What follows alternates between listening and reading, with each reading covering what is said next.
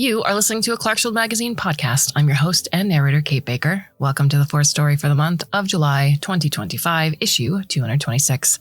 Our title is called Serpent Carriers and is by K.A. Teryna and translated by Alex Shvartsman. Now, this story, along with all of our stories that we've ever brought you in the history of Clarkesworld, starting way back, have always been brought to you by your support. So thank you if you've gone to patreon.com/Clarkesworld. Thank you for going to clarksworldcitizens.com or buying a subscription or telling a friend or doing all the things that make a magazine live long and prosper.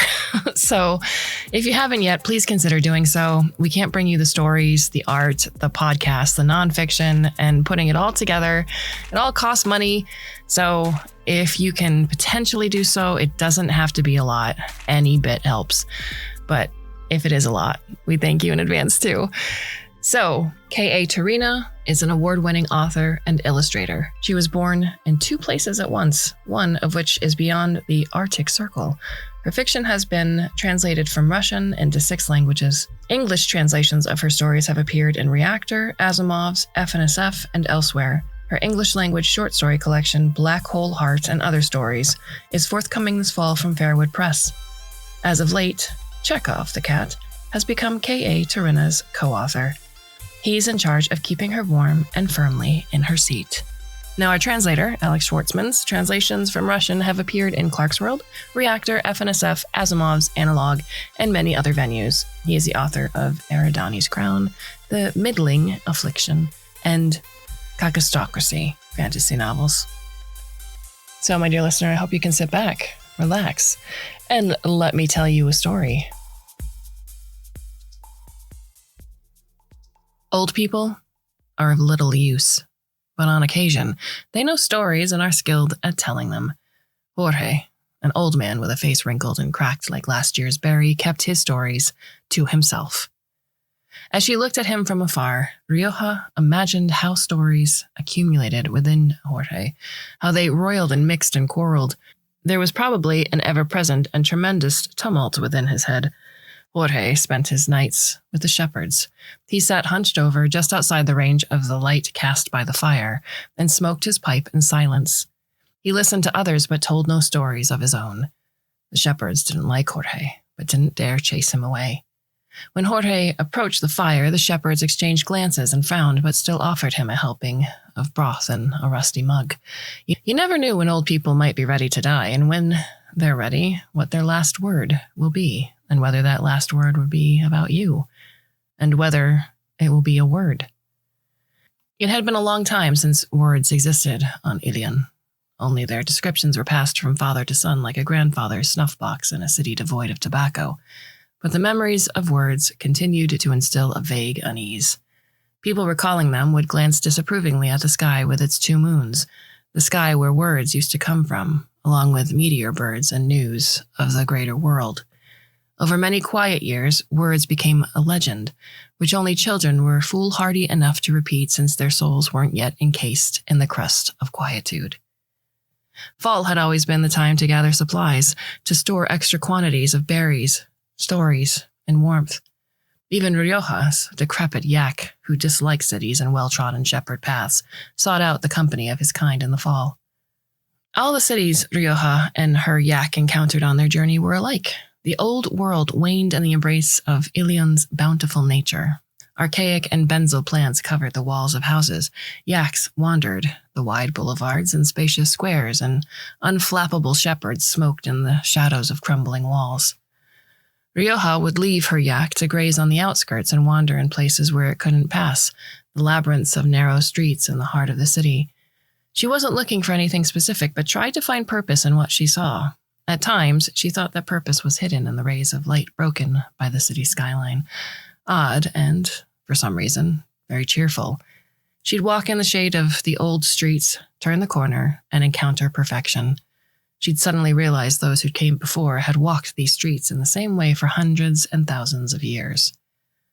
The farm towers rose in the east, impressive even at a great distance. Shepherds disliked the eastern wind and were suspicious of any person from the east. Rioja came from the west and could have told them that the farms were the same everywhere, that western farms are no better than the eastern ones. but she remained silent and hid her wrists and palms within long sleeves. The fall in southern Ilion was soft and golden. As she gazed at the carpet of leaves, Rioja thought that perhaps they held purpose, or perhaps it was in the crunching sound loud enough to spread across empty streets when she waded knee-deep in those leaves. At times, she saw the old Jorge in the distance, snoozing on the bench under the broken clock in front of the train station building. She had explored the entire city, and it was time to move on, but Rioja hesitated. She was curious about Jorge. She wanted a closer look. Either sensing her curiosity or obeying the will of the fall, Jorge became restless and perturbed. It seemed as though he was not a single person, but 2 or 3 or a whole dozen. At times, he didn't seem like a person at all. Each night, he sat closer and closer to the fire and seemed to fight against the urge to tell a story in response to the heavy-handed shepherd yarns about love, inheritance, and family squabbles. Jorge opened his mouth and closed it again, and Rioja thought he must be experiencing the pain of a vase that had cracked but hadn't yet shattered. When Rioja had nearly decided it was time to move on, the old man began to speak.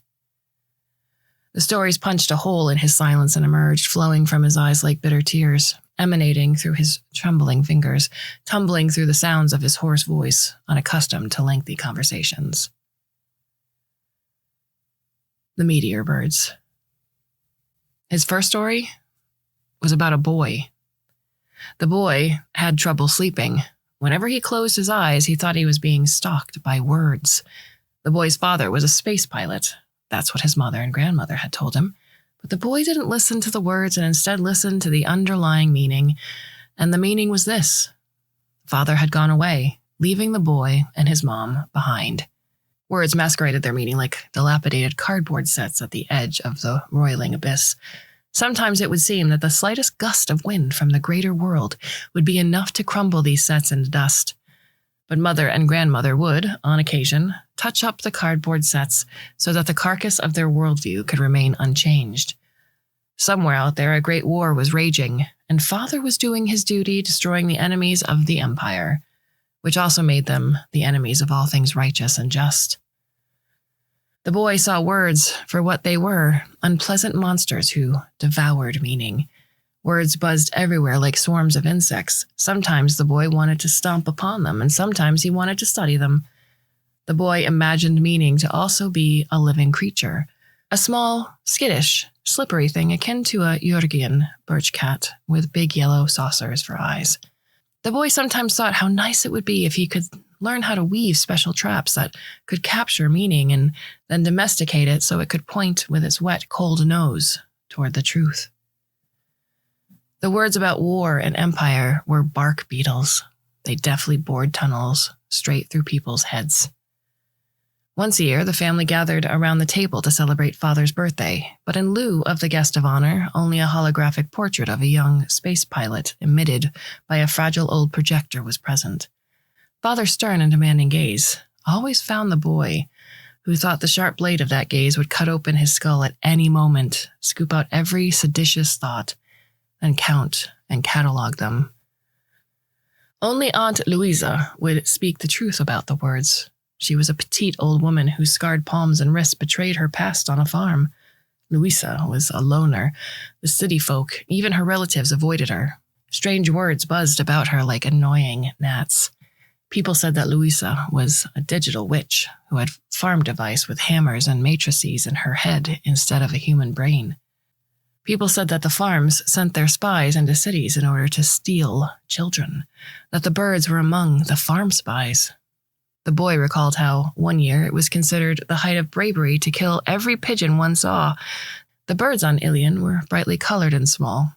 The boy was not afraid of them, but he hid from the large meteor birds who truly were spies. Spies for the Empire.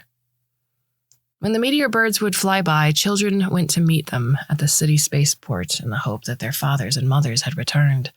It was rare for parents to return. Rumor had it that the Empire was dead, but its war continued to masticate people as it always had, and only rarely spat one out of its foul mouth. Instead of their parents, the children received words. Words fluttered in their heads like evil hatchlings demanding attention and obedience. Words called them to war, to distant places under the banner of the Empire.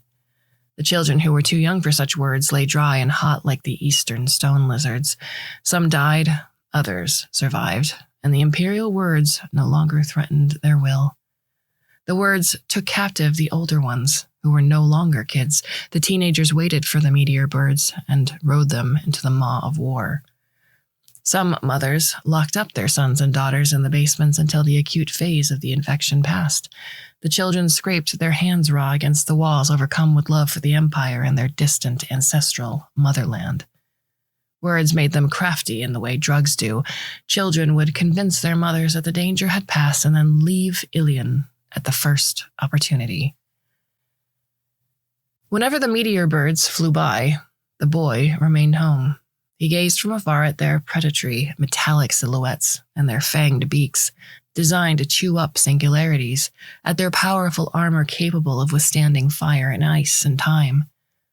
Once Mother had claimed that Father's failure to return was the boy's fault, that he wasn't coming back because the boy wasn't going out to greet them. The boy vaguely realized the logical fallacies inherent in such a theory, but the accusation stung painfully anyway. Aunt Louisa said that the war had ended a long time ago, but the words continued to function, and each time someone left, they found somebody to fight against out in the greater world. Imperial worlds hunted the free people of Ilion and deprived them of their peace of mind. The boy kept wondering what the words might do with that peace. Perhaps, he thought, they collected it in a huge cave and pressed it into bars, preserved against some future need. The boy thought that if he were to find this cave, there would be enough peace stored there to permanently drown out all the seedlings of war and all echoes of the dead empire. Aunt Louisa said the imperial words were getting weaker with every passing year, all except the prime word. The boy imagined the prime word to be very long and complicated, insidio contagious. In the boy's imagination, the prime word had thousands of hooked teeth, a maw with a sharp, venomous tongue, and an ingratiating, soothing voice. The boy saw it lurking under the bed, in a dark basement he had to enter, in the eyes of every stranger. Aunt Louisa told him that the prime word had traveled the world for many centuries, ever since it had broken free from the imperial laboratories. The prime word seeks out special people and turns them into Serpent Carriers, who contain thousands of human lives within their own.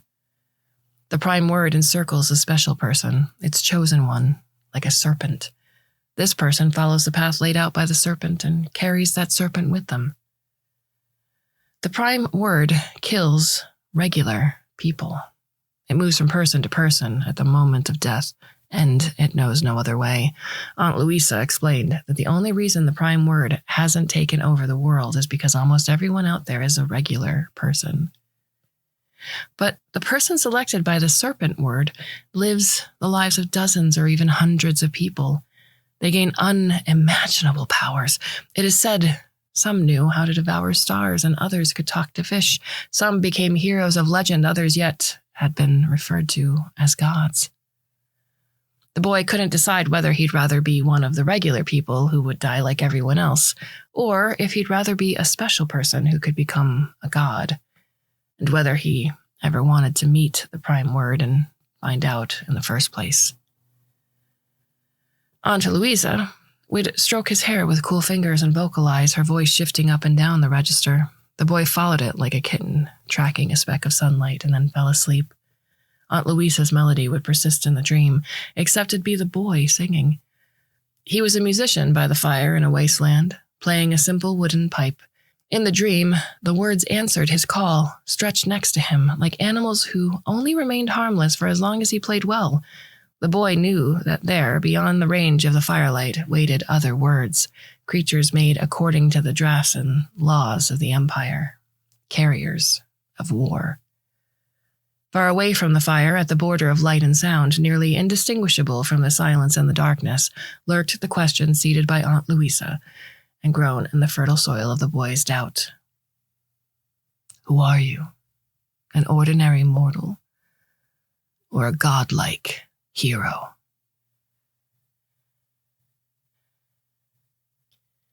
Time is no river, as many people think. It isn't even a swarm of tiny invisible critters who devour human lives as posited by a certain hermit who lived on an asteroid because he thought the treacherous invisible critters couldn't reach him there.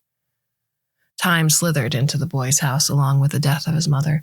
Perhaps Mother had spent too much time at the spaceport and the cells of her body lost their will to live. Perhaps there was no lesson to the story, and Mother died because it was her time.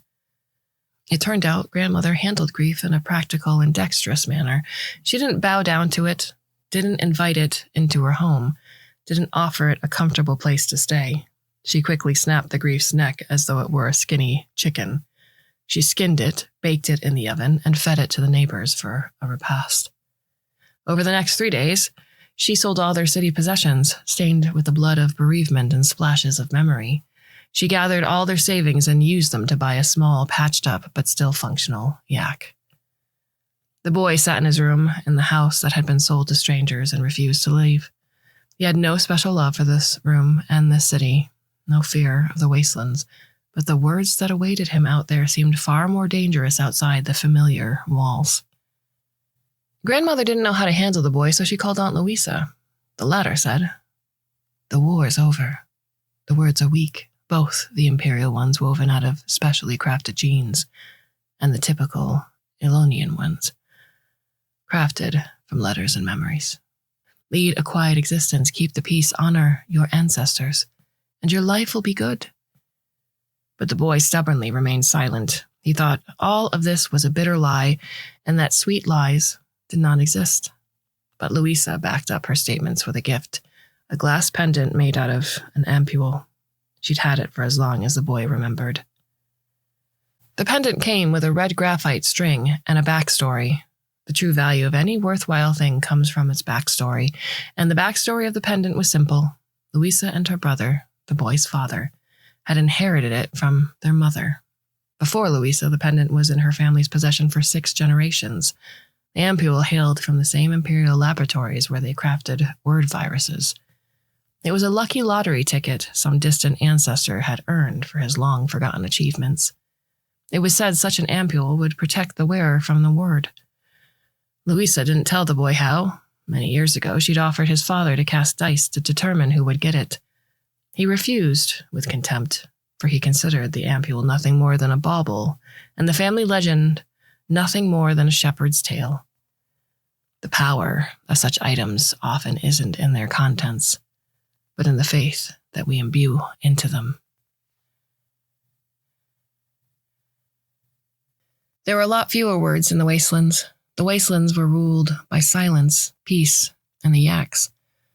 Huge like the walking houses, yaks were also leftovers of the Empire. Some dared to consider them to be tamed technology. In reality, it was the yaks who had tamed the shepherds. The yaks forged their own paths through the wastelands. The yaks loved old cities. The yaks hated the mycelium farms. They were scavengers, but this label didn't demean them. It was such a small term, and the yaks were so very big. The yaks followed the footsteps of receding civilization and devoured its remnants. In the past, the materials recycled by the yaks would have been delivered to warehouses, then sent back to the heart of the Empire. This was akin to the funeral rite for an ancient murderer, when the body of the descendant would be sent down the river to his gods. But the warehouses had fallen into disuse sooner than the cities of Ilion. Some had rapidly turned into farms, while others became yak food. Unable to regurgitate the old civilization in the expected way, the yaks had used it to create. Their words stood everywhere along the yak paths, road markers and sculptures, the meaning of which was beyond any shepherd. At times, people had to wait patiently wherever inspiration would strike a yak, and it would set out to improve upon the works of its predecessors. For the yaks, art was a collective endeavor. Some argued that their behavior was akin to animals who marked territory along their path. Sometimes, railroad tracks sprouted from yak sculptures, extended into the distance, and terminated somewhere far away. They were the sprouts of wild sedge, erupting from the seal of the Empire in the atomic hearts of the yaks. The boy thought that one day those pointless tracks would intertwine into something meaningful, and they'd gain a sentience of their own. The boy shed his city fears, spread his metaphorical wings, and explored the plains. Predators waited for him there. Despite the prevalence of silence, there were some regular human words present, but not the imperial viruses. In the wide spaces of the wastelands, the boy grew bolder and learned how to handle them. He'd catch them in his palm, examine them, count the number of their paws, and set them free. The yak slowly followed a route that was apparent only to itself. This symbolized life in general. The boy rode under the canopy on the yak's back and observed the world. They would rest in the evenings, sometimes in the sea of grass, sometimes amidst the dead cities. The boy and his grandmother joined the other shepherds. The grandmother remained silent because she knew life, and the boy remained silent because he didn't. The shepherds leisurely shared their stories, and the boy caught those tales within the traps of his attention, mentally disassembled and sorted the words as if they were peas and lentils upon the table of his imagination. The time flowed differently in the plains. It was viscous and somewhat bitter. It was not measured by the meteor birds, even though the boy sometimes saw their trails up in the sky. The yaks avoided living cities, and the birds didn't land in the dead ones. Grandmother died peacefully in the quiet bliss of the simple life. The boy buried her according to the rites of the plains. The yak and its atomic engine accepted all offerings. Soon after, the news arrived via shepherd post, person to person, of Aunt Louisa's death. The boy built a funeral cairn in her memory, in the place where the news caught up to him. Months later, this cairn turned into a sculpture. In this manner, the boy became a co-creator to the yak tribe. Otherwise, life went on unchanged, a series of landscapes, evening fires, and the shadows of words basking by the flames. It was almost exactly how the boy had imagined it as a child. Somewhere outside the light of the fire, the largest shadow always waited. It was the shadow of the question of whether the boy was a great man or a regular one. What would happen if he ever encountered the prime word? The boy learned not to look in the shadow's direction. The boy celebrated his coming of age. In the shepherd style, he cut off the childhood braid that had been woven by his mother. Soon he got married. The boy didn't understand love. It was yet another treacherous word to him. But he well understood custom and peace, and his wife valued his quietude. It was when his daughter was born that the boy felt the words disappear for the first time. They were absent within and without, and even the shadow of the question planted by Aunt Louisa had disappeared when the boy held his daughter for the first time. In that moment, there was no room for words or questions or shadows, because if there's such a thing in this world as perfection, it is hidden within the feeling of continuation of oneself. The boy removed Louisa's pendant from around his neck and placed it around his daughter's. Benzoyl leaves wilted and fell and grew afresh. Archaic plants dug their little claws deeper into the walls of ancient buildings, and heavy berries fell from them in autumn. The yak carried the boy and his family by routes known only to the yaks. These routes always passed through fading cities. The yaks had a special sense and learned about the dying cities before the shepherds did. One time, the yak brought them to the boy's hometown. The city was empty and dead, but it hadn't yet been covered by the dust of oblivion. The yaks wandered across it, grazing upon the tastiest walls and sidewalks. The boy left his wife and daughter with the yak and wandered the streets of his hometown alone. He found his house without difficulty in the window he once used to watch city life, to watch boys and girls attracted by loudspeaker announcements and clouds severed by trails, rushing to board the trams toward the spaceport. At one point, every city in Ilion had a spaceport. Salt had been cheap then, and during the peak of the Ilion civilization, every city had strived to hang a platform for feeding meteor birds. It was akin to a dream catcher, more symbolic than practical, back when the warehouses still functioned and the logistics hadn't yet broken down into thousands of tiny shreds. These feeders were filled with sky salt. The spaceports were similar to the yaks in this cultural Ouroboros. In order to service the birds that had become nearly mythological by then, they needed to remain close to the clouds, which required salt. There were fewer and fewer cities as the axe devoured them, but the spaceports remained, like the birdhouses in a burned-out forest, as the awkward testament to Ilian's cattle-like obedience. There was enough salt stored in their storerooms that a futile wait for the meteor birds could last decades, or even centuries. The boy followed the phantom crowd of his peers down the narrow streets, deeper into the heart of the city, where the birdhouse spaceport hovered with a quiet hum. Surprisingly, the gravity tram designed to carry people between the ground and the sky still functioned. The tram greeted the boy with a rusty ding, and the boy stepped inside. As soon as the tram disembarked from the platform, the boy looked up at the approaching silhouette of the spaceport and saw the sky dissected by the unmistakable inverse trail of a meteor bird. The meteor birds hadn't appeared for a really long time. The boy had nearly forgotten they even existed. The old fear shifted within his heart, swiped at his insides with its little claws. The boy made to clasp Aunt Louise's pendant, only to recall that he had given it away to his daughter. The tram ascended to its destination and hovered at the platform, trembling with pride, as this was the first time in years that it had had a passenger. The meteor bird stood in the middle of the enormous platform, its silhouette dark and tempered by vacuum. Behind him, the tram dinged, calling for passengers to take their seats. The boy glanced back at its cozy interior, illuminated by the evening lights. He suddenly recalled his mother's absurd accusation that father had never returned only because the boy was not waiting for him. Mother was long gone, her grave covered by thick benzoyl leaves, but Aunt Louisa also wasn't there and could not explain to the boy the futility of arguing with the dead. The boy walked toward the bird, as if it were waiting just for that.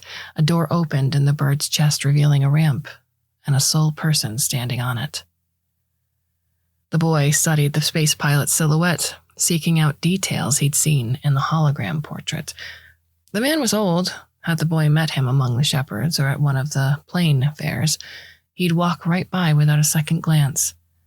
The boy realized that he wouldn't have been able to tell his father apart from any Elonian masticated by the Empire. He also realized that it didn't matter because this man was more than simply a man. The boy saw letters and meanings intertwined into a single construct, heavy yet graceful. Having spent so much time studying the invisible forms of regular words, he couldn't miss the signs in the way the man walked, the way he held himself, the impatient twitch of his fingers, and his piercing, squinting gaze. That the man carried a different word. Not the prime word, no, Louisa had been wrong about that. The divine word. This is how friends and enemies recognize one another, a person akin to them in spirit whom they've never met before. Love and hatred don't happen at first sight, they're preceded by dreams and trepidations. The word also recognized the boy. He saw this in the eyes of the space pilot as they filled with tears. Tears trailed confusing paths down his cheeks, leaving red stains. From that chaos, letters were born, along with the scent of salt and thyme, and the whisper foretelling a grandiose future. The shadow stepped within the circle of the boy's inner light, illuminated by his sharpened attention. The question once seated by Louisa had been finally watered by the rain of blood, and the boy took a step toward the Serpent Carrier. Jorge stopped talking, and no one dared interrupt the silence. Everyone focused on their thoughts as the old man's story bloomed within them like the blue lily flower.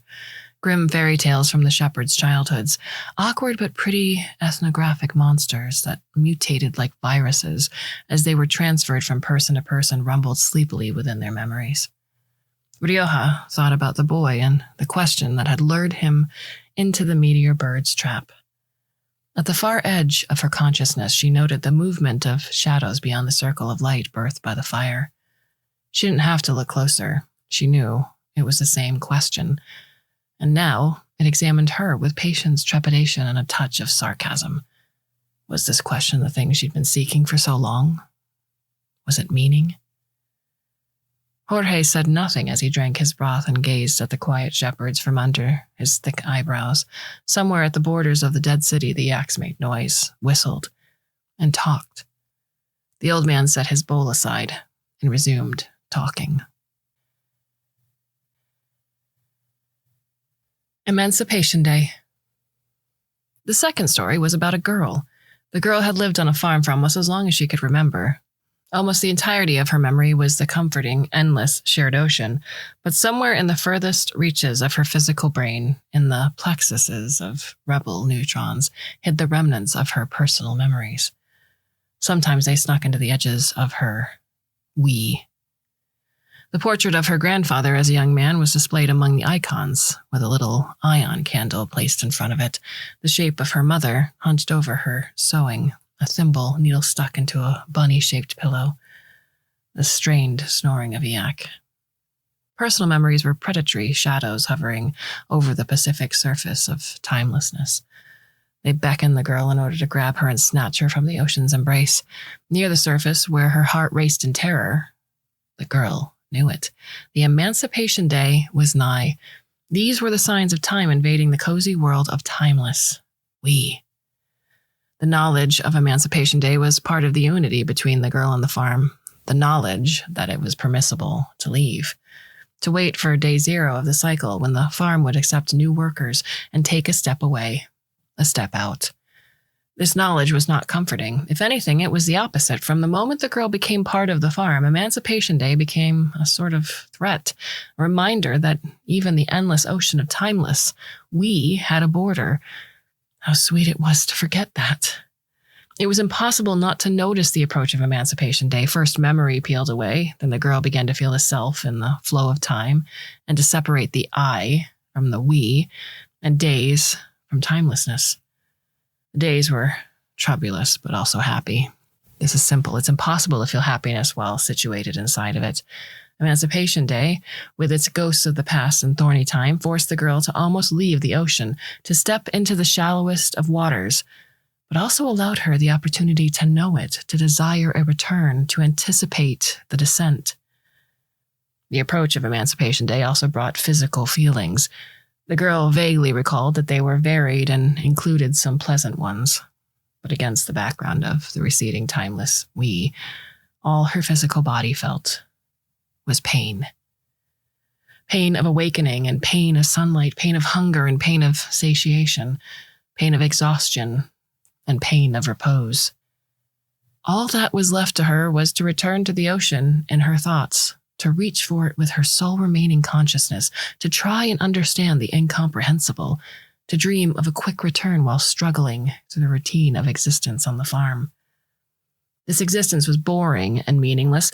It was as though the girl who occupied the vast whirling world of adventure and euphoria peeked through the keyhole at the children of shepherds playing at dolls made from sticks and rocks. Even in advance of Emancipation Day, the girl didn't fully return to her physical body, but rather watched herself, as if from a distance, without distinguishing between her own body and the bodies of thousands of other workers on the farm. Emancipation Day came and went, and nothing changed. Slowly, as if plunging into salt water, the girl returned to the timeless we. In its mercy, the ocean never suddenly changed its dimensions.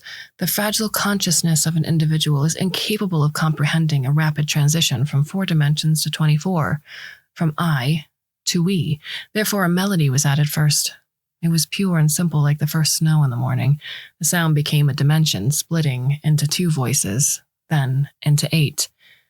At first, these voices sounded external and strange. Then the girl began to sing herself, to weave her thread into the communal strand.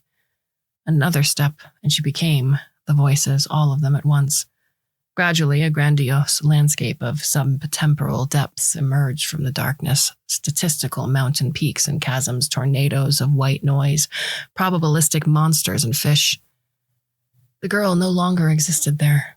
She was fully woven into the fabric of statistics, not as a patch over a hole, but dissolving the sparks of her mind across the canvas and letting waves of probabilistic pleasure wash through her. This moment was worth waiting for. Well, you are still enough of an individual to feel the joy and experience this beauty somewhat from the outside. It was worth living through Emancipation Day, time after time. It was like riding the wave, first all the way up to the sky, wary of slamming against its crystal, then down to the depths. But once, there was no more down. The sky approached, and the girl slammed against it at full speed. The force of the impact broke the girl into the tiniest shards, which immediately disappeared, all except the last minuscule one. The girl was left in the absolute freezing solitude of her primitive mind and had no one else to share it with. She'd been disconnected. There was no concept of death in the timeless we, just like there had been no individualistic I. Death was the first thing the girl remembered having emerged from the saltwater timelessness. That's what she thought. We've died. The girl opened her eyes. Her eyes had opened millions of times in the years spent at the farm, but this was the first time she'd opened them herself, consciously. The palette of Emancipation Day, the pain in every neuron collapsed upon her in all of its monotony. The light from the distant sky, reflected 1,000 times by leaves and mirrors, cut her with stinging shards of pure pain. Her skin burned and itched. The girl had so much skin. It was so much of the girl and also infinitely little. The girl stared at the green labyrinth in the atrium above her, at the blue sky peeking through vegetation and the sunspots. She stared and didn't want to see. There was no ocean. The meaning was gone. The place where the girl's body had been disconnected was familiar to her. The girl's body knew the entire farm. Her legs had been everywhere. Her hands had repaired, plowed, fertilized, pruned, cleaned, tuned, buried, dug up, sowed, washed, pollinated.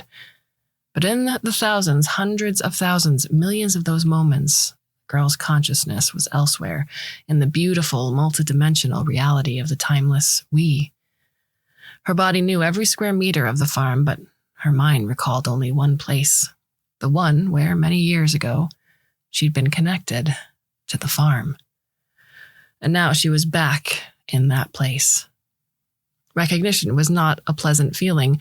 Recognition was an alien yak someone had tied the girl to, and now the yak was picking up speed, heading in the direction only it knew, dragging the girl on the ground behind it.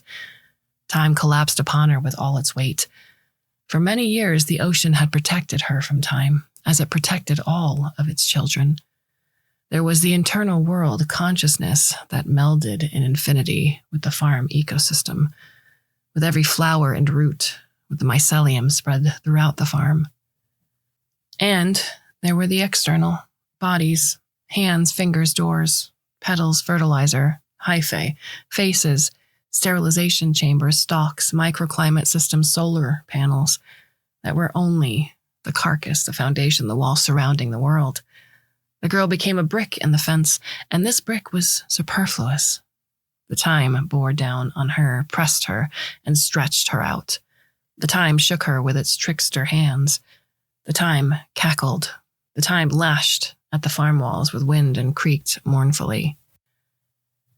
Her consciousness was unused to existing, and the girl felt like the moments of her life were mixed and laid out on the table at random, the past mixed with the present, and some fragments the girl thought she caught glimpses of the future. The girl closed her eyes. The thread had always been there, a thin carmine red graphite cord. Its color hadn't faded over the years, held a small transparent ampule the size of a baby's finger. When Mom bent down, the ampule hung loose. When she straightened up, the ampule rested at her chest. Mom sewed. She was always sewing or stitching or patching or knitting something. Her hands knew no rest. It was night, and the atomic heart of a yak rustled quietly. Mom whispered an old fairy tale. The yak listened, and the shell moved steadily up and down. The thread approached and receded and ran somewhere into darkness. Knock, knock. Hiss, hiss. The thread disappeared, replaced with sound. The girl closed her eyes. Strange hands laid her down upon the bed of mycelium. The hyphae unraveled beneath her to interlock around her wrists, ankles, and neck. It smelled damp. She had no strength to resist. Hunger was devouring her from within. The digital witch had hardly fed her in recent days as they traversed the autumnal wasteland, farther and farther from the yak, from Mom, from the evening fire. The children were best suited. Their psyches only seemed tender at first glance. The mighty jaws of the child's psyche would mercilessly chew through any new input. The claws would dig into the strangest society. The joints would twist and adapt. The heart would learn a new rhythm. This is why the farmers always valued children. If she slowed down a lot, she could hear the movement of the hyphae.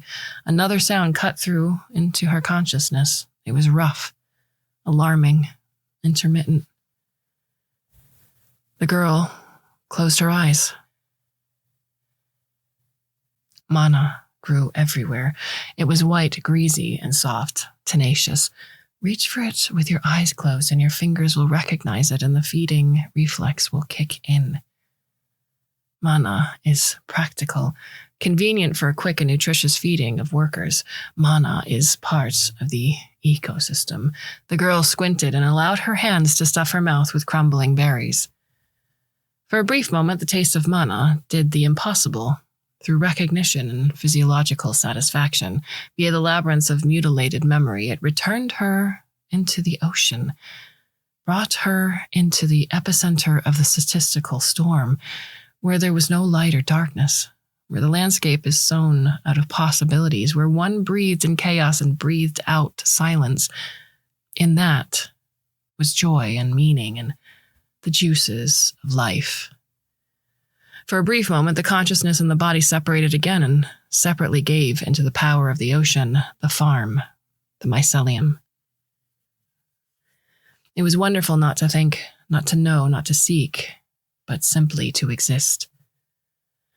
But the moment had passed. The storm, the statistic, the possibilities, the music all remained behind somewhere far among the filaments of hyphae, the enormous fungal network permeating the farm. The girl was here.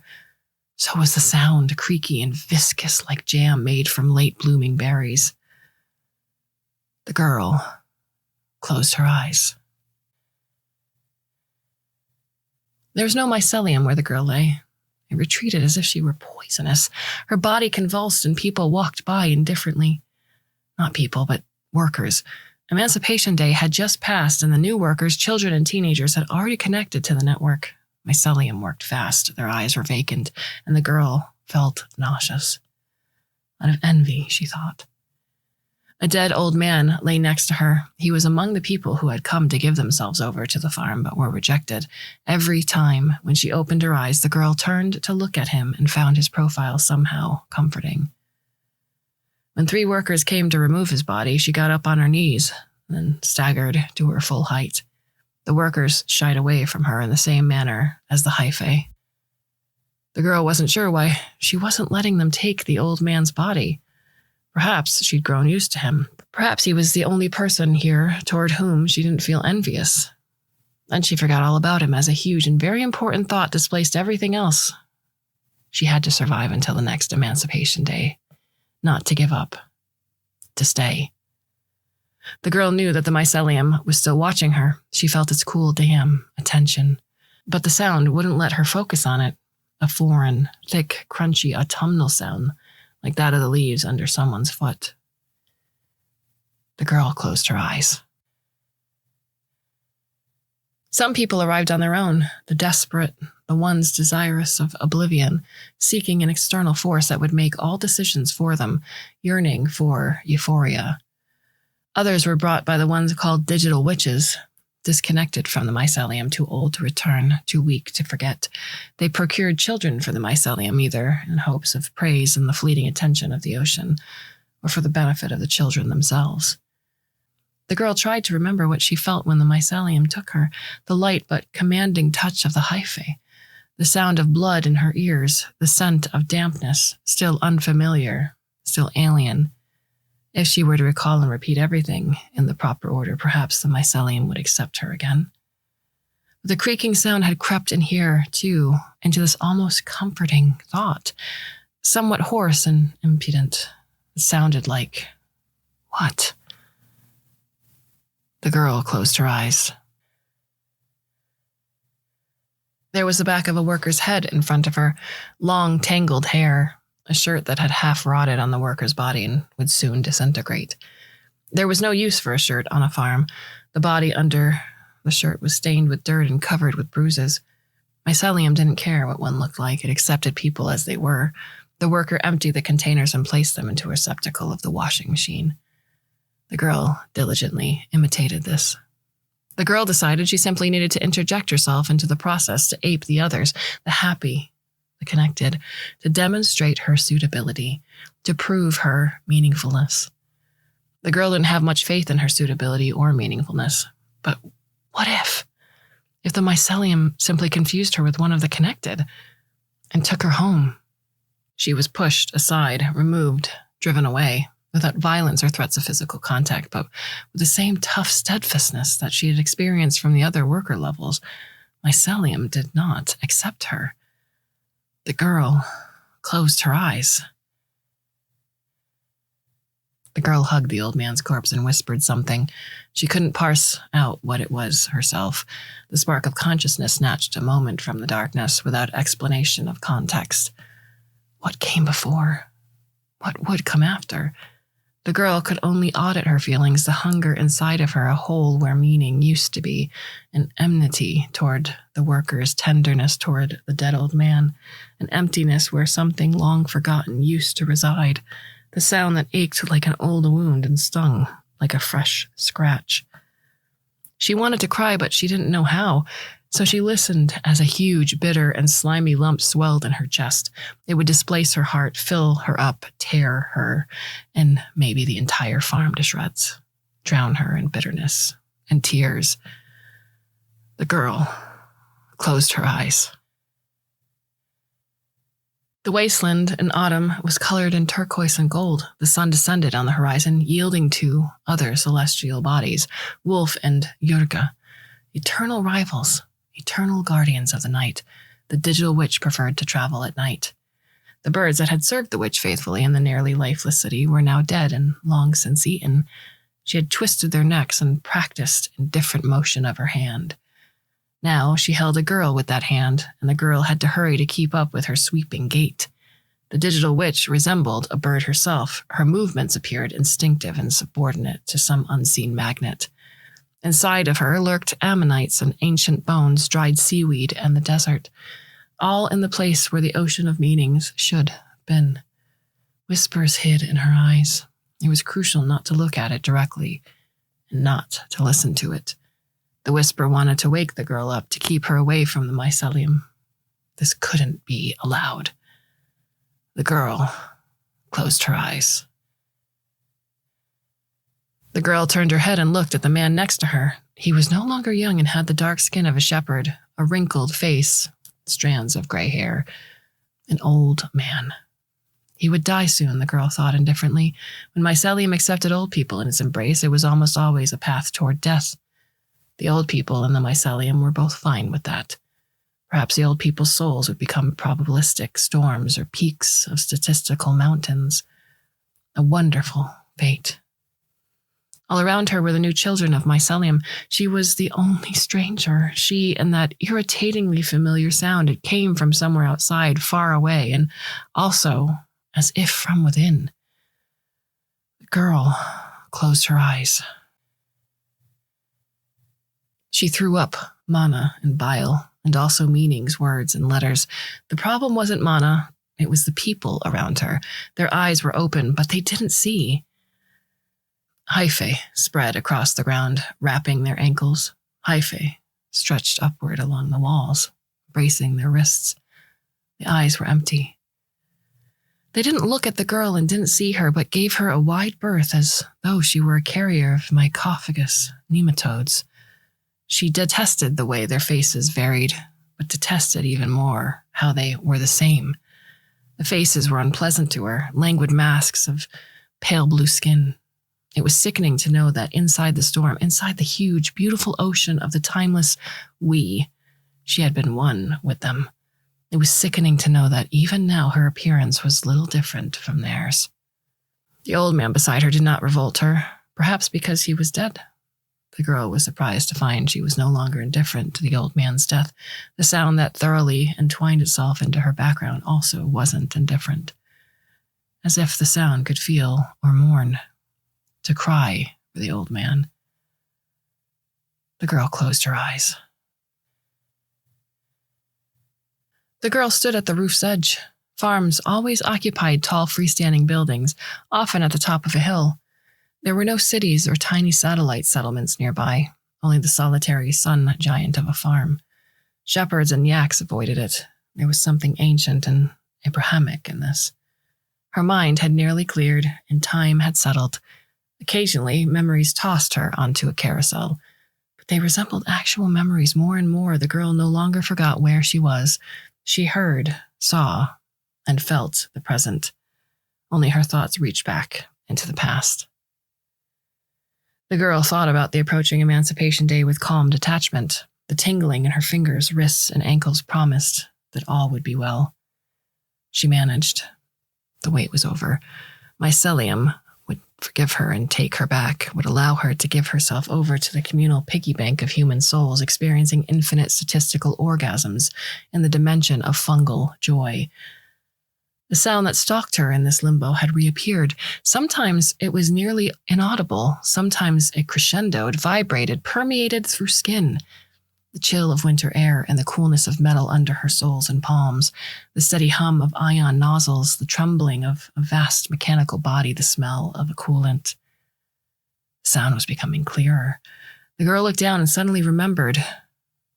That was why she was here. To look down.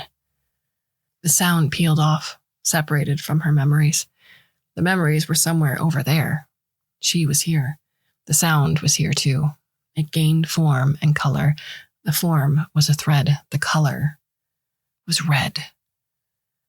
The girl looked down and saw something she could describe but couldn't yet name. The red thread was in her hand and it led into darkness. The girl recalled a face. The wastelands in the south are red-brown and wrinkled, as if Yagal moss played all night long under the cover of earth, and in the morning the owner was too lazy to make up the bed. A small town, a village rather, hid among those wrinkles, 12 homes and a road paved orange. The yak kept away. The village wasn't sufficiently dead. The yak did not build its structures in places like this. It was very pleasant to watch the yak build. The girl thought it reminded her of poetry. Sometimes poets gathered around the shepherd's fire. Poetry was reliable merchandise, and the poets were valued. Some poets construct their creations out of words, but there are others who wove together threads of meaning from beetles, birdsong, the movement of clouds, breaths, scents, and rustles. The yak was also a poet. Its letters, tiny disposable drones, still smelled like the atoms of the old civilization. Whenever the yak was building, the girl wandered among the swarm of yak's letters, caught them one at a time, examined them, and let them free. Sometimes she lost a few. The yak didn't mind. Apparently, its improvisation accounted for her awkward participation. That day, the yak wasn't building anything. It stood there half asleep and boring, while Mom examined its nodes and nozzles, checked the hermetic seals, cleaned the filters, and changed the oil, the coolant, and the ion batteries. The girl traversed the edge of the village but didn't wander too far. She was a reasonable and obedient girl. Only once did she take the wrong turn to watch a funny mating dance of sparrows in the dust. There, beyond a corner, a digital witch with an ammonite stare and birds resting on her head and shoulders waited for her. The girl didn't manage to escape. Run! Run! Run! Memory, it's only a memory. The girl didn't close her eyes because the most important thing at that moment was to remain in the present, to hold on to the thread and to run down. Down the staircase, floor by floor, holding on tight to the thread with her hands, her teeth, her entire consciousness, to remain in this moment, to make it last, not to fall into the past or the future or the might have been, not to surrender to the carousel of memories that had already claimed countless moments and insights. The girl looked around just enough to keep going toward her destination. Her attention was needed elsewhere, to remember, to constantly remember the meaning of the sound she was hearing. Why? She was holding onto the thread. Where she was going. She kept running into the farm workers who had squeamishly parted before her. They moved awkwardly, uncertainly, in pairs or trios or quads, as if carrying out an unfamiliar routine. Too awkward. Deliberately awkward. The girl walked around them, slid past them, ducked underneath them. She pushed them out of her way. And she ran. Wasn't that how Emancipation Day worked? Mycelium loosened its grip, only to grasp on tighter. Mycelium never lets anyone go. If anyone managed to leave the farm forever, irrevocably, without paying a tribute in children, that was an accident, a statistical error. Mycelium thought in statistics, which in turn ignored people. Alone, you were nothing, a 0 or a 1, but more likely a 0. Irrelevant, like a single spore whose life or death is unnoticeable from cyclopean heights. But while you were here, Mycelium would do everything to make you stay. The girl kept running until she reached the spot where the old man's corpse lay and where she'd spent several weeks. He looked almost the same as if he had died a moment ago, or perhaps hadn't died at all but was sleeping. Mycelium knew how to accelerate decomposition when it was necessary, but it also knew how to halt it. Wasn't that the purpose it was created for by the imperial scientists? Eternal life is an internal incentive for craven minds. The girl knelt down before the pristine corpse, drowning in the multicolored mycelium. She let go of the imaginary thread, allowed it to dissolve in the darkness of memory, and leaned over the decedent. He had been dying when the girl was coming back to life. Not he, the girl realized, studying the decedent's face. She was dying. The decedent was a woman, and she wasn't even old, but exhausted and devoured by grief, stubborn, patient, the dark face burned by the alien sun, with hands that could do anything, with a red graphite thread on her neck, and a transparent ampule hanging from it made from medical-grade glass. The girl began to irreverently tear apart the hyphae cocoon. Mom could do anything and negotiate with anyone, a yak, Yurga, or wolf, even mycelium. Mom knew all the fairy tales and told them better than anyone because she believed in them all. There was this one fairy tale about a girl who misbehaved and didn't obey her mother. Mother prohibited the girl from going into the undead cities, from feeding the birds, from looking up at Wolf. The girl didn't listen, and the digital witch stole her away, brought her to a farm, turned her into Yaegl moss. But Mother never forgot the girl. She followed her. She wore out 100 pairs of metal shoes, visited 100 farms, talked to 100 yaks. She hung 100 digital witches at the crossroads, opened 100 chests, and cut out 100 witches' hearts. What could be described in a paragraph took years to accomplish, but eventually the mother reached the right farm, fell on her knees before mycelium, and begged it, "Take me and let my daughter go."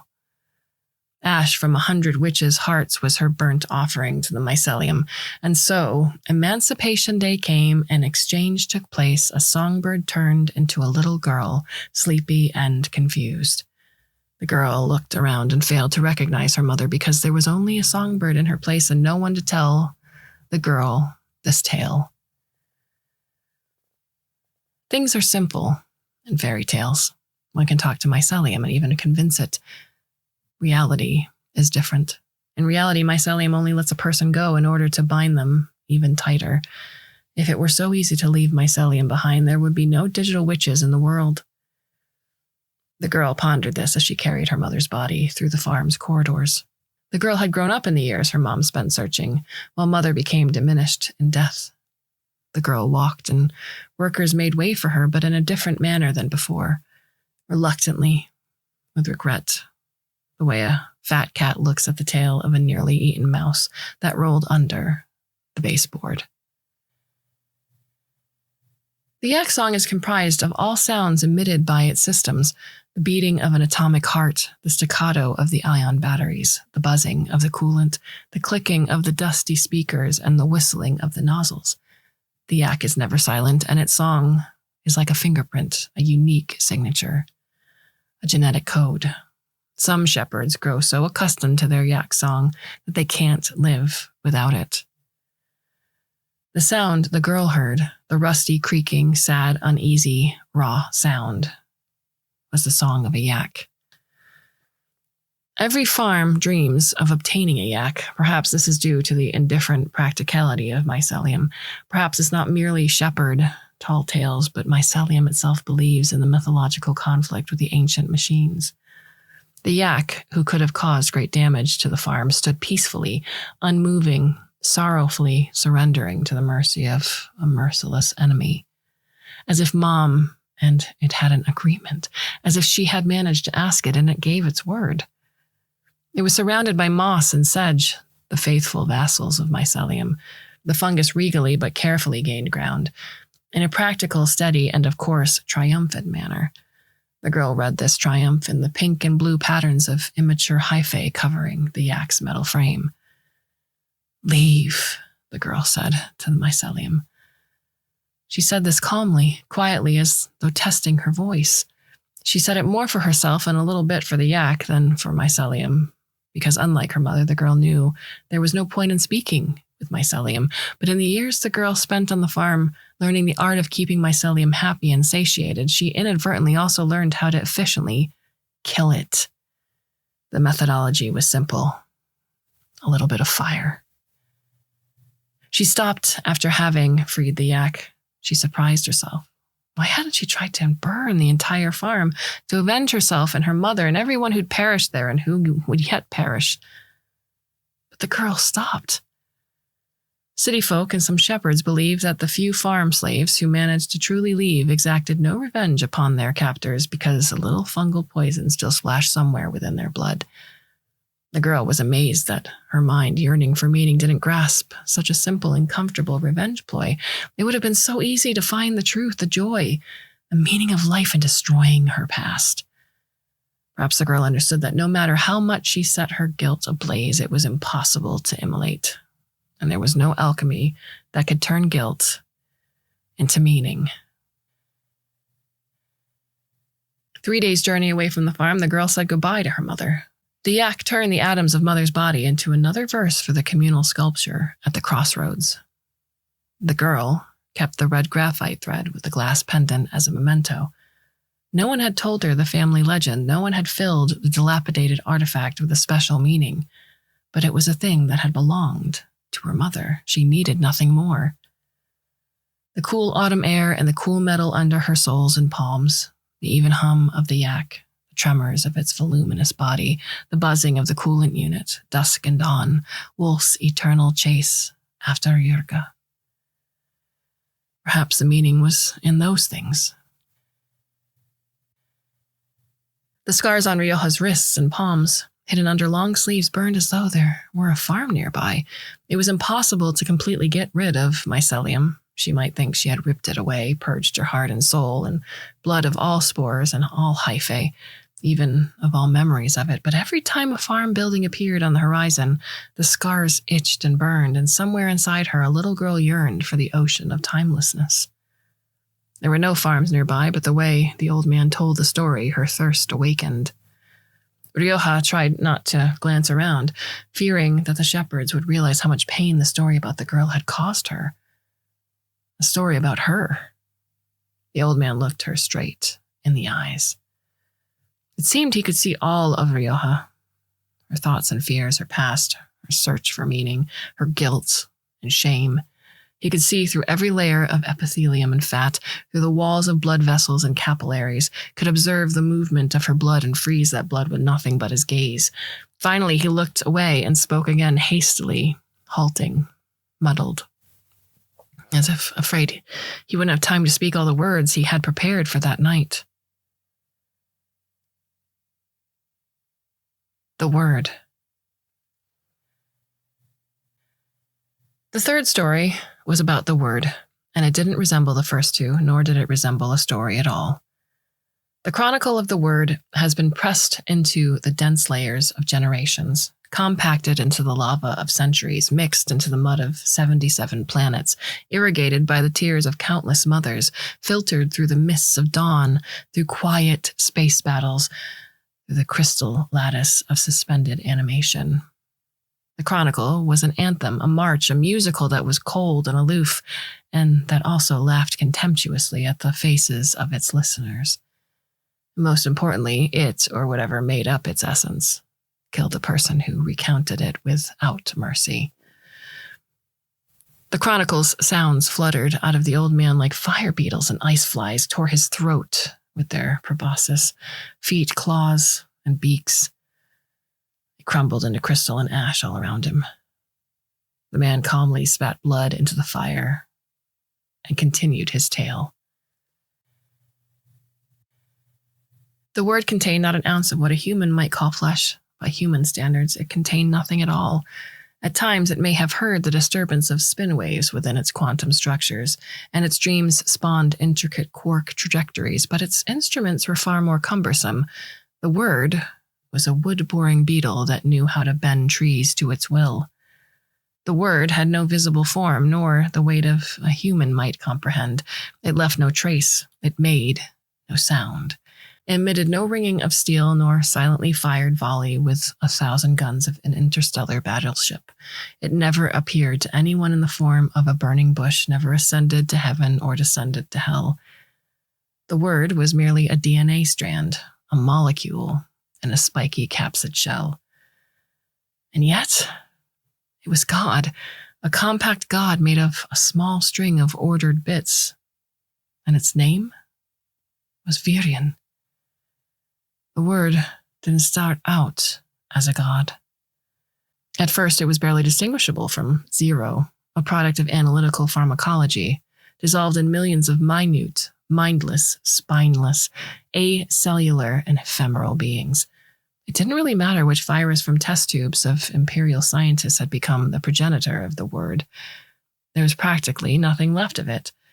The scientists read its code, took it apart, cut it into tiny pieces, and rewrote it. From the scraps, they assembled not even the messenger, but rather a letter. And they tried to ensure that it could never get out of control. Take a mouse and purge it of anything mouse-like, leaving only its skin and dexterity. Stuff it with cotton, straw, and lockpick tools, and sew it up with a harsh thread so that no evolution could sneak in and spoil the resulting scarecrow. And send it to rob the pantries. Take a virus and cut out all outdated functionality from its DNA, sew in updated functions, prohibit any mutations, and send it to inspire young people to commit acts of heroism on behalf of the Empire. That's what the word was. An army of tiny Frankenstein's monsters pilfered from evolution and reshaped by the scientists to suit their needs. But evolution is no innocent child holding candy. Evolution is an ancient titan, a fiery giantess, the betrothed of chaos. She forges new gods in chaos's chthonic forge. She has no favorites. She's indifferent to all her creations. Evolution is a fan of the process. People who try to stop her are destined to fail. Evolution breaks through all barriers. The word's story would make for a decent musical, a genre the Ilian shepherds weren't well familiar with, but one that hadn't exhausted its potential in the vast inhabited universe.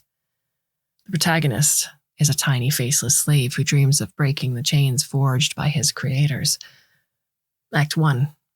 Slow-moving conveyor belts crisscross the stage. They're packed with boys. Those are Virions. All belts carry the boys via elaborate routes toward the dragon's judgment. The dragon is a titanic contraption at the back of the stage. Something clangs and spins within the contraption, buzzes mysteriously, and whispers threats. The dragon is the guardian placed by the creators, the imperial scientists, to protect the Empire's treasures. The helpful overture reveals the essence of the Empire's greatest treasure. The stage may feature only the tiny likeness of the Empire created by its other tiny likenesses. The beauty of fractal structures is that you can glimpse the greatest fragment in the smallest. So, what does the Empire value? Its territories? One more city, country, continent, planet? One more constellation? One more galaxy? No, the territories are merely an outcome. Perhaps the most important thing is the resources: nickel, gold, wolfram, zirconium, vanadium. An El Dorado dating back to the Big Bang, whose treasures patiently await its masters. Ions, proteins, herds of mitochondria. Also no, resources are merely a tool. Ideas, then. No, again, ideas are a convenient add-on to resources and one of their byproducts, a child of abstract thinking. Ideas are a useful can opener, a javelin, chains, the finest threads of a puppeteer, a script, or crawler tracks of a mechanical killing machine. Ideas are cement. They are valuable not on their own, but as an add-on to the main goal and the main treasure. The people, an audience member might shout. People, single cell and acellular, individuals, separate organisms, right? Could it be that they're the most important things? No, dear viewer. No, dear listener. No, dear readers. Of course not. They don't matter at all. The Empire tosses them into the furnace of wars, chews them up for breakfast before it even wakes from its night terrors, tugs their puppet strings on a homemade cardboard stage, gently puts them to bed only to accidentally drop several tons of ideas on their homes overnight. People are raw materials. All of this, galaxies and elements, ions and expressions, DNA strands and wolfram chains, hedging plants and hedgehogs. Chemistry and physics are told to us via an uncomplicated dance of a snowflake upon the stage. That same dance contains the answer. The orchestrated motion of the snowflakes, their sameness, their consistency is the harmony of order. This is what the Empire seeks and what it values the most. Homogeny, unity, control. Become just like us, become our continuation, obey us, be predictable, and adhere to all of our aesthetic and ethic ideas. Or die. It is important to note that the Empire, of course, is not at fault. Perhaps someone will rush to accuse the cruel parents, evolution with its illusory freedom and chaos with its illusory anarchy. Empire is a little A-student girl raised by an ever-absent mother and a volatile, drunk grifter of a father. He taught his daughter theft and violence, but also instilled in her love toward the martial order. He taught her to take what she wants by force, but also fostered a powerful dislike of others' imperfections. But even evolution and chaos have pointed questions to ask of their own parents, and that conversation could last for centuries, as is often the case with family squabbles. Let's not go there. Instead, let's go back to the plot, having released the snowflakes onto the stage to prepare for the next scene. Our protagonist is indistinguishable from many other Varians. Like them, he's awaiting his fate with trepidation. There aren't many options. If you're an ideal copy, you remain in shackles and spend your short life enforcing someone else's will, to be fruitful and multiply exclusively for the glory and under the control of the Empire, sending hapless soldiers into the maw of war. If you received a gift from evolution, your ruthless fairy godmother, your lot is a quick and inglorious death. And so, the conveyor belt. The boys sing of hopelessness. Each of them carries a box containing a gift. The belt inexorably carries them toward the mechanical dragon armed with deadly blades. We watch along with the hero as each boy opens his gift. One has tentacles growing right out of his chest. This is pointless and deadly noticeable. The dragon's blades rise and fall, and the tentacle boy crumbles into atoms. In reality, it's not quite so dramatic. The protein guard casually assigns a black mark to the renegade Virion, which prevents it from reproducing. This is a clever move from the long-dead scientists aimed at preventing major mutations within their creation, but the show demands immediate and flashy drama. The next Virion's boy sprouts wings, and the gift seems far more useful. Our protagonist stares at the wings with envy. The lucky kid tries to fly, but the wings can't withstand dragon fire, and a moment later, nothing remains of the winged Virion. A few falling feathers. Our protagonist opens his box. There's nothing.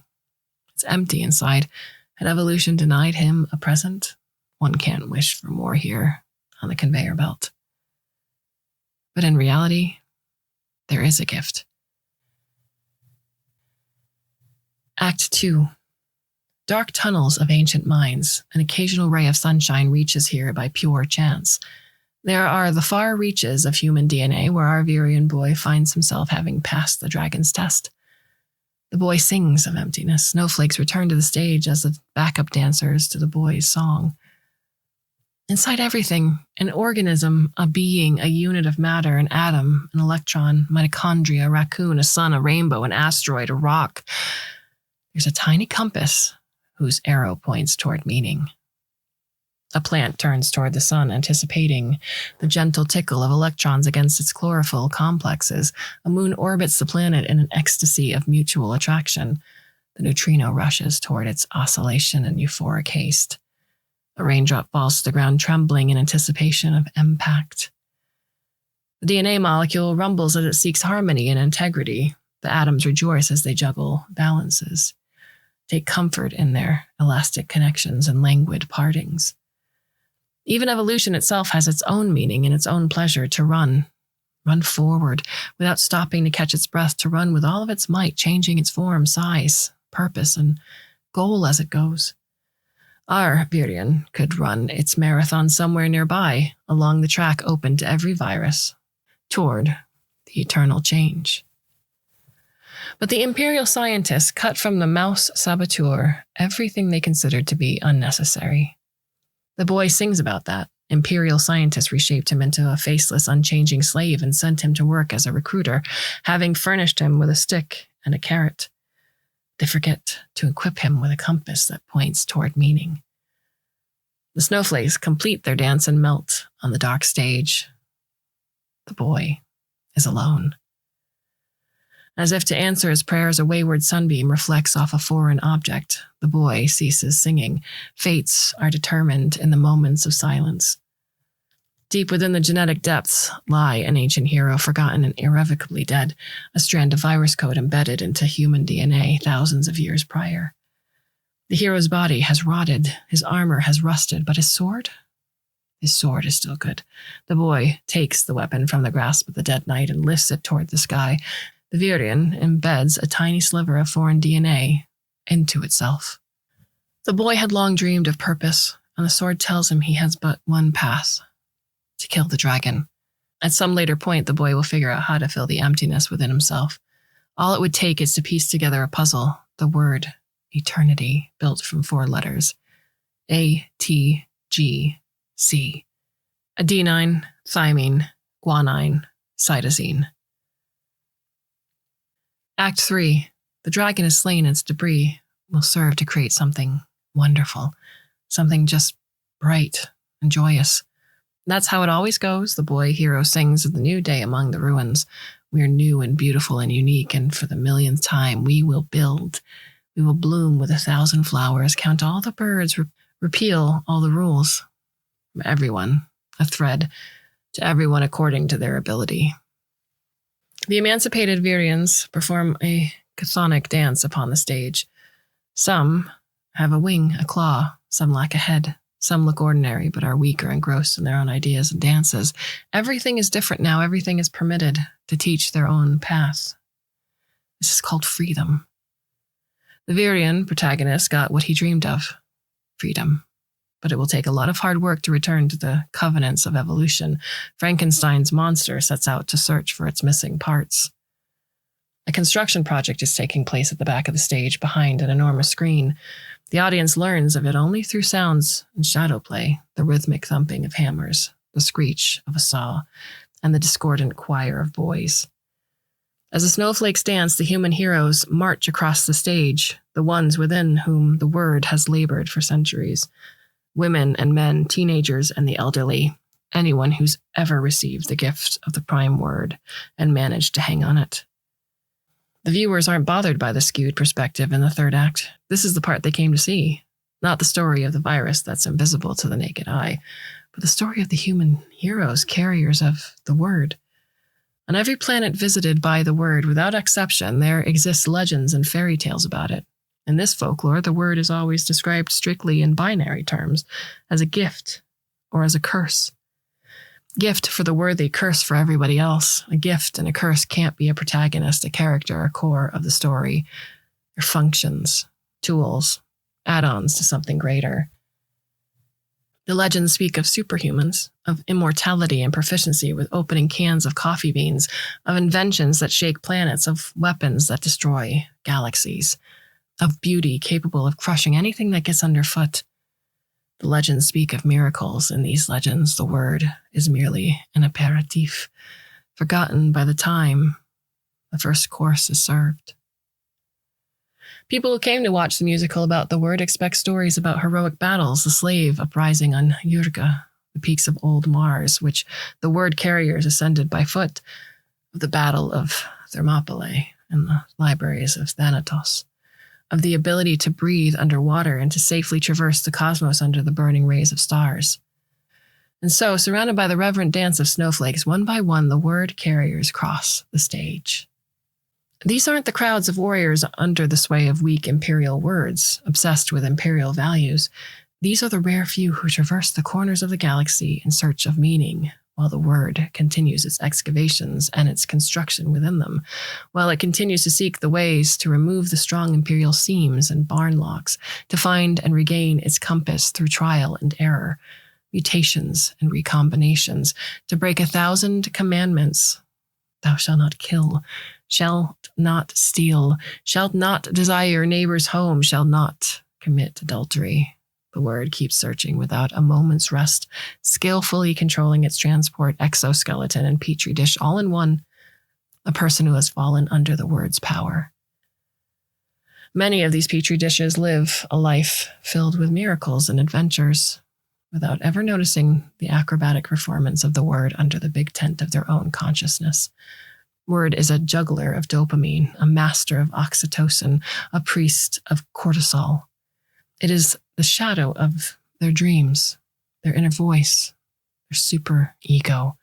It exploits the mechanisms of their thinking and memory, just as humanity had many times exploited the alien technologies of long-gone races. It doesn't matter much what the original purpose of the artifact was. Its current purpose is far more important. But even as most people do not notice the word's power over them, the word itself is so busy searching for meaning that it doesn't feel how, somewhere within, a compass has already sprouted and is working. But it's not at all the compass a slave boy had once dreamed about. On the sad note, the last human hero exits the stage, as do the snowflakes, and the big construction project is left at the forefront. A tower crane floats over to the edge of the stage. Virian workers eat lunch as their feet dangle off the jib. The Virian protagonist dances toward them. He touches each one as he passes. The boys jump up and follow him, hatchlings after a mother hen, perfectly imitating his dance moves. They spread down, to the sides, up. As they touch each other, they spread the wave of harmony. Soon they are all moving in unison, confident and beautiful like a single organism. They efficiently distribute tools, stones, and planks. They sing a song, finishing each other's sentences. Somewhere behind this dance number, the fate of other Virians, the awkward ones, the ones with one wing, the headless and the self-absorbed, goes unnoticed. The boy protagonist identifies the stupid, useless, hopeless ones and pushes them off the crane. Gradually, through the intermezzo of the blizzard of snowflakes, which now indicates the passage of time, through the echoing rhythmic pauses and the sounds of construction, through the flickering of light, the hymn of a solitary, free heart becomes a march. And under the accompaniment of that march, the Virian boys exit the stage one after another with harmony and grace. The viewers do not immediately notice the change in the melody. They're still filled with the euphoria of victory over the old world. The end of construction comes as a surprise, a shock. The white screen that obscured the meaning of the big construction project falls. Behind it is darkness. The spotlights snatch a detail here and there. That's where the boys who left the stage had gone. They hang on to an open work structure, their arms and legs interlocked. They practically soar over it like acrobats supporting each other and together making up the essence of the structure. Finally, the spotlight focus on and illuminate the entire thing, a serpent born of intertwining bodies and steel. It's very different from the slain dragon and simultaneously exactly the same. Suddenly, the music stops. The lights go out. Nothing breaks the absolute silence. The audience doesn't dare applaud, but their discouraged thoughts are loud enough to obscure the sound of decorations being removed, the whisper the stagehands, the retreating steps of the actors. The old man fell silent. Blood trickled from the corners of his eyes, his nostrils, his lips. But he didn't seem to notice. The old man looked at Rioja intently, thoughtfully, as if asking without words, which parts of the story did you understand, girl? The story continued in Rioja's mind. The story traversed her storerooms and attics, gathering scraps of what she'd seen and heard, her mother's fairy tales, shepherd legends, frescoes of dead cities, and names of dead gods. The story deftly wove every ribbon onto itself, strung every bead, knitted every knot. Rioja saw the unsaid. The theater of her imagination was made of cardboard and populated with paper actors, cut out from the pages of dilapidated books found in dead cities. Rioja didn't know any other theater, whereas her mother played out hundreds of scenarios for her in the cardboard one. Scenarios that always culminated in 3 of 4 plots. The cardboard Serpent Carriers marched across Rioja's imaginary stage. They defended star systems and burned planets, steered generation ships to new worlds, spent their days in battle, grandeur, hatred, pain, euphoria, meaningfulness. They went on and on endlessly, and Rioja thought she could see her face among theirs, and it seemed right. There was meaning to this. That was the meaning. And all she'd have to do was give herself over to the calm will of the word, to carry it, not feeling its weight, to let it in so it could become her, dissolve her in itself. The silence was so cold it seemed like it could freeze the fire. Time itself was covered by the layer of ice. As the old man told his story, the shepherds carefully, silently stepped away into the darkness one after another. They were wise and knew a life. Only Rioja and Jorge remained. Days began to fall from Jorge's face, one by one, and turned into the ghostly butterflies that filled the sky above the fire. Rioja saw the old man who led 300 tiny ships against an entire flotilla, defending the black hole at Thermopylae. She saw a man who spent 3 lifetimes searching the distant star systems for the library of Thanatos, but instead found an asteroid inhabited by a hermit unaffected by time. Saw a hero who navigated a generation ship past a meteor swarm and later on the flip side of the universe found a cave filled with quietude. She saw a boy who had been afraid of words, a young man who loved silence, a father who'd abandoned his daughter. Saw a man who nearly became a god, who'd played all the melodies on his willow reed, who had collected all words into the circle, a man who never learned to ignore the power the word had over him. Saw the face of her great-grandfather, one in front of whose portrait she had lit so many iron candles in her youth. Jorge smiled at her, and Rioja smiled back, but almost immediately realized that it was too late. The old man was dead, and his smile was the mark of his victory, though Rioja couldn't figure out what that victory meant. Jorge was dead, but the word was alive. The butterfly swarm made of the ghosts of Jorge's days, ghosts of all of his untold stories and unfinished thoughts, twisted into a single tight thread, a powerful serpent body that moved toward Rioja. And Rioja realized that the serpent was already inside her. It was getting comfortable, examining its new domain, whistling into the new sphere and speaking to it, masterfully strumming the strings of her biochemistry, making her see what didn't exist. Rioja understood that this may have been the one and only time when she noticed it, when she understood and felt the serpent's satisfaction, its tiny compass assembled from the debris of imperial orders. The way it took control of her from the inside, made her its own, claimed her. That was his satisfaction. That was his meaning. In exchange, he offered her the entire world, rather a necklace of 77 worlds, her meaning, an ocean of meaning. The shepherds didn't see what she saw, but now that it became clear that the word had not come for them, Rioja could sense the heat of their jealousy and regret. Perhaps this heat was imagined and projected to her by the serpent, who couldn't imagine a single person anywhere who wouldn't want to become its slave. Somewhere beyond the light of the bonfire, in the dark, slowly and gradually, as though it had happened on its own, the shepherds kept retreating, freeing up space for her and the word. The word was already inside her, but its ghostly twin, woven from serpent butterflies, floated between Rioja and Jorge, right in the fire, looking at Rioja with a mix of adoration and contempt. It adored not her, but what it would become thanks to her. It didn't ask. It never asked. But Rioja surprised herself by answering. "No," she said. "No." The contempt and the serpent's gaze momentarily made room for interest, which quickly faded. And now, tied to the serpent and the dead old man with an invisible red thread of family and obedience, Rioja could read the serpent's eye on Quark, immeasurably small and divine intentions, its regrets not over her as a person with her visage and her inner world and her past and future and her experiences and thoughts, but the way a potter regrets a cracked jar, the sweet anticipation of the moment when a potter would break the jar and build something different, bright, perfect in its place, something worthy of a god. Then Rioja looked at her bleeding palm, which did everything itself without asking her conscious permission, and certainly not asking permission of the word, which had just begun getting comfortable in its new digs and was not in a hurry to look closer at the insectoid life of human instincts. Her hand was covered in blood, shards of forged medical glass biting into her flesh. Over the centuries, this glass had survived radiation, heat, and cold, and other calamities.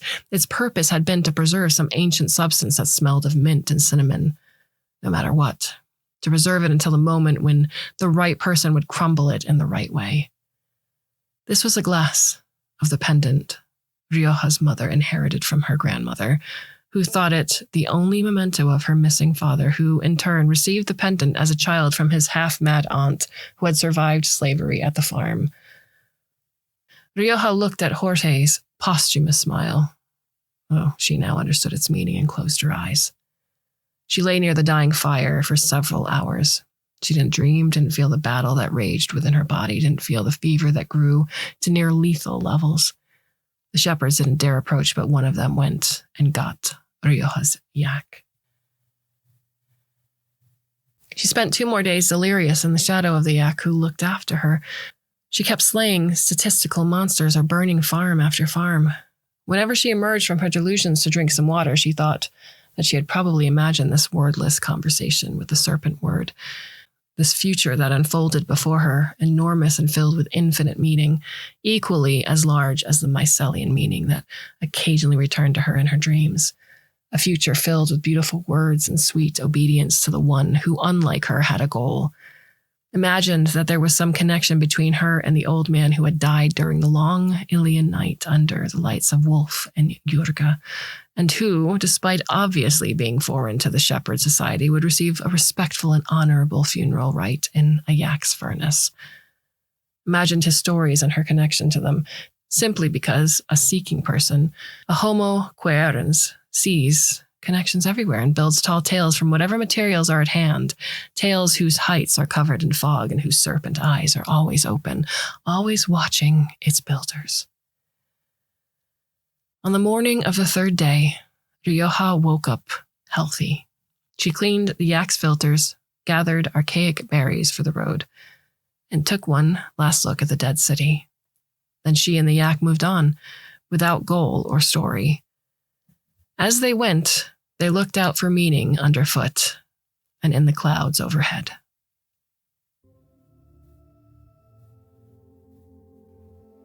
This story was originally published in Russian in All My Birds by Teryna, AST Publishers, Elena Shubina's imprint, 2025. What are your thoughts on the story? You can always leave us an email. I'm Kate@clarksworldmagazine.com, and that is Clark with an E. We have a few more stories left for you for the month. I do hope you can come back and listen should you so choose. And until then, my dear listener, I bid you a very fond and hopefully very temporary farewell.